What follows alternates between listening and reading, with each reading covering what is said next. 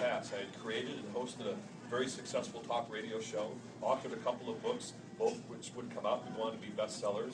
I had moved on to satellite radio, and it was all this in tow that I was invited to be a guest on the Ben Marin Show in Wisconsin Public Radio to talk about the journey that each of us is on, and perhaps provide some guideposts to look for when exploring a life.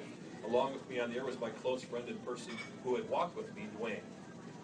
Before I move on with this story, I'm compelled to acknowledge the higher voices in radio, be it public, AM or FM or satellite. It doesn't take much talent or preparation to simply find that which is not working in the world and pound it into people's lives on a daily basis.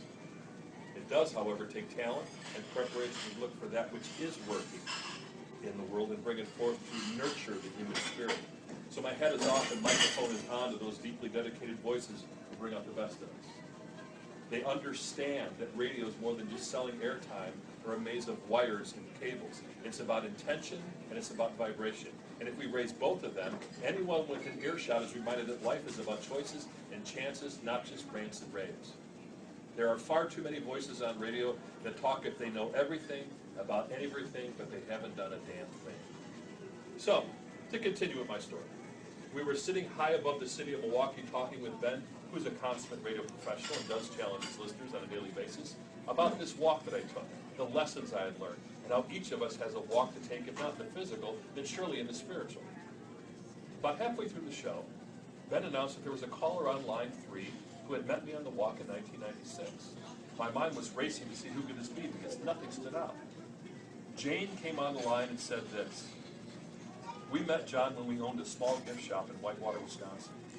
He was walking north and stopped in for a while. He brought a couple of gifts for his family. I shipped those for him. He came in at just the right time. And John's word gave us hope and direction.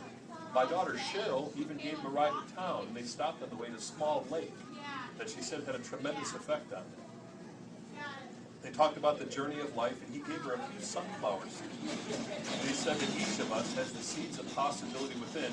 It's our job to make sure that we nurture those so it blossoms. Not a day has gone by in the past 10 years we haven't thought about John, not knowing if he made it home, whatever became of him, and prayed for him constantly. Then today my son was listening to Ben's show, and he called me and yelled on the phone, 'Mom, it's John. You're not going to believe this. He's on Ben Marin's show.' So I tried a few times and finally got through. And I just want to thank John, what he said to us so many years ago, and what a blessing he's been to our family.